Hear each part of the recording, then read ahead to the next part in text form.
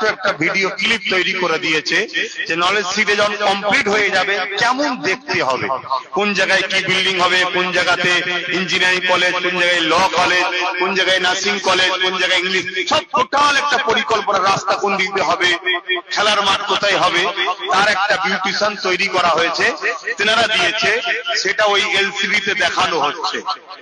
এই এতদিন যতটা যা হয়েছে আমি নিজে দায়িত্ব নিয়ে নিজে মিস্ত্রি লাগিয়ে এগুলো সব করেছি, কিন্তু সময় এত ব্যস্ত হয়ে যাচ্ছি, ঠিকভাবে খেয়াল রাখতে হবে না কেন? আপনারা ভালোবেসে আমার হাতে দায়িত্ব দিয়েছেন, তাই তো আমাকে তো খেয়াল রাখতে হবে, এটা তো দায়িত্ব।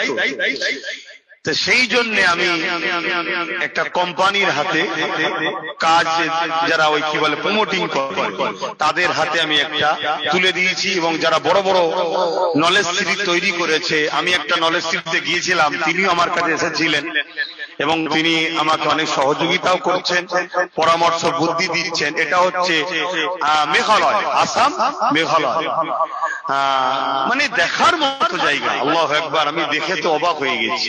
আর একটা জায়গায় যাওয়ার টার্গেট আছে, দেখতে যাব।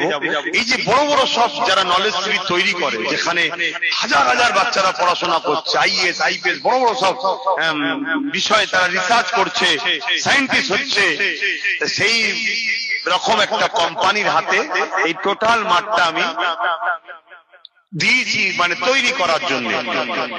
যা কিছু খরচ হবে সবটা আহলে সুন্নাত ওয়াল জামাত আমরা দেখব, কিন্তু তারা বিল্ডিং তৈরি করবে, রাস্তা তৈরি করবে, প্ল্যান তৈরি, একটা সৌন্দর্য তৈরি করবে।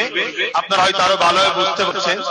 তারা একটা আমাকে ছোট একটা ভিডিও ক্লিপ তৈরি করে দিয়েছে।